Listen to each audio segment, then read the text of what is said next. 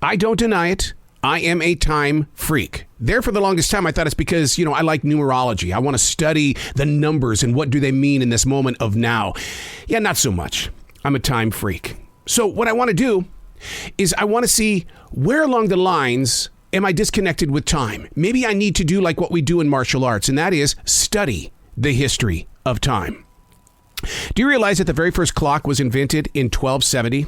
Throughout the years, towns base their time on local rules. It could be 1:05 in your town, and yet at the same time, we could be saying it's 1:15 in my town.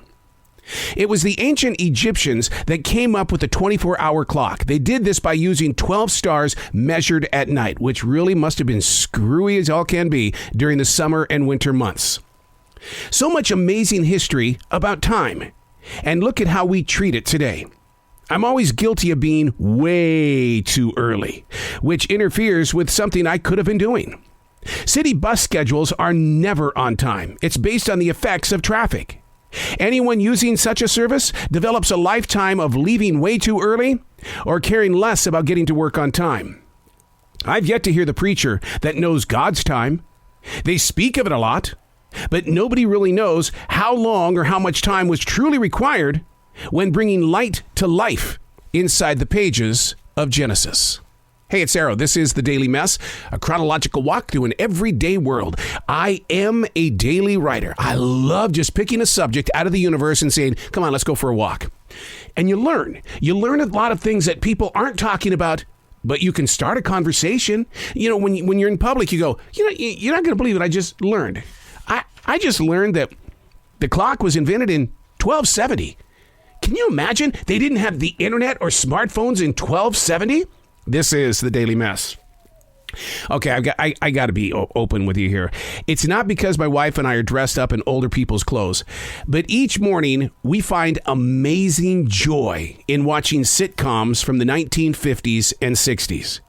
Mainly because much of their lifestyle is long gone and forgotten.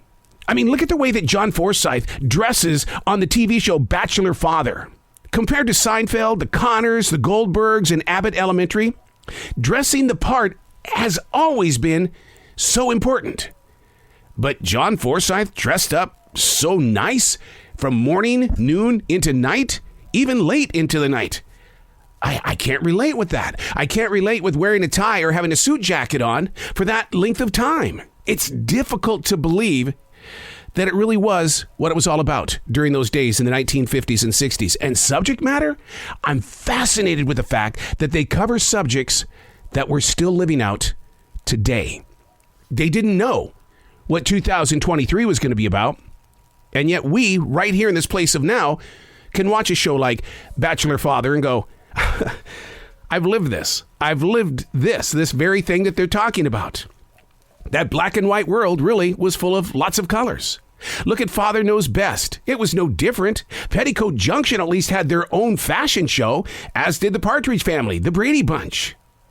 I don't remember, though, living in such a clean house like the Brady Bunch and the Partridge Family. And thing is they had nearly perfect siblings. Sure, they had little scuffles here and there, but not compared to what I live and what I have lived. But it was and still is very fun to watch as it plays out on Antenna and MeTV. That's one of those high-definition little antennas you connect to the back of the TV. They say, you can have 64 channels extra without paying the price of cable. It's pretty interesting in the way that you get to see the American lifestyle as seen through the eyes of television in the 1950s forward.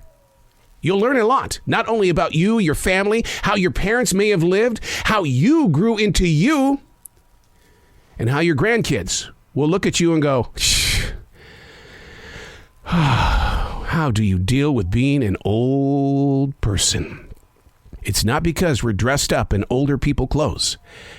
We just find joy in watching the sitcoms from the 1950s and 60s to see what no longer exists. I'm Arrow, and that's The Daily Mess.